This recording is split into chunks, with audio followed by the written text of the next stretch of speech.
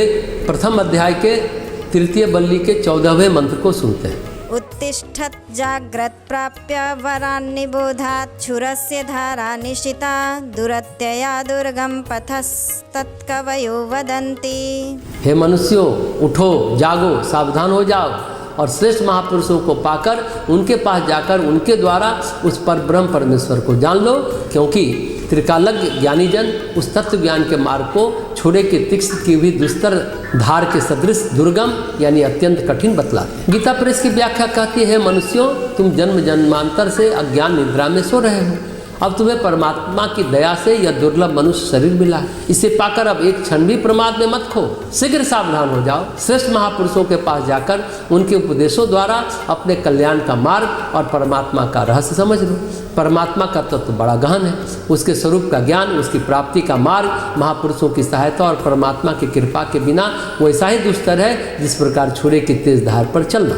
ऐसे दुस्तर मार्ग से सुगमता पूर्वक पार होने का सरल उपाय वे अनुभवी महापुरुष ही बता सकते हैं जो स्वयं इसे पार कर चुके हैं। स्वामी विवेकानंद ने इस मंत्र को बहुत प्रसिद्ध कर दिया, सबसे ज़्यादा उन्होंने इसे प्रसिद्ध किया। उठो, जागो और रुको मत जब तक लक्ष्य तक पहुँच न जाओ। उत्तिष्ठत् जागृत प्राप्त वरान्नि बोधता।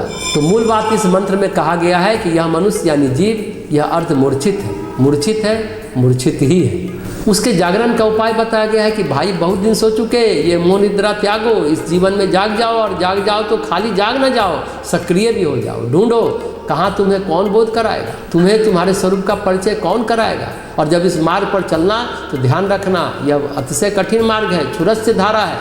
ऐसा वे लोग कहते हैं जो इस पर चल चुके हैं। यह मार्ग कठिन है, इसलिए इसकी तैयारी कर लो और तैयारी करने पर यह आसान हो जाएगी। तो जाग जाओ, सोने का समय नहीं है। ज्ञानी जनों के पास जाओ और ज्ञान प्राप्त करो। जैसे भगवान गीता में भी कहते हैं, इस ज्ञान का उपदेश प्राप्त करो, ज्ञानी जन तुम्हें इसका उपदेश देंगे। कई लोग सोचते हैं जगेंगे फिर उठेंगे ना, पर यहाँ कहा गया उठो फिर जागो। पर इस मंत्र में जागने का मतलब है सक्रियता, सचेष्टता।